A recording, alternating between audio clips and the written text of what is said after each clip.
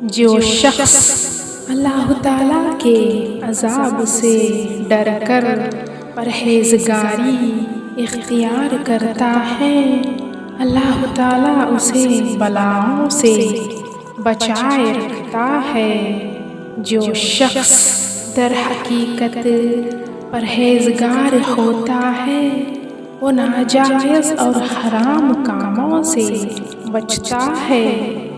پرہیزگاری ایک اچھا عمل ہے، مگر جھوٹ بہت بڑا عیب ہے جو آدمی کو ذلیل و خوار کر دیتا ہے۔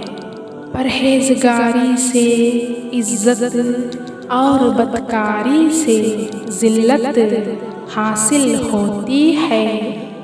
پرہیزگاری گناہوں سے بچنے کے لیے ایک ڈھال اور تقویٰ تمام نیکیوں کا سر ہے۔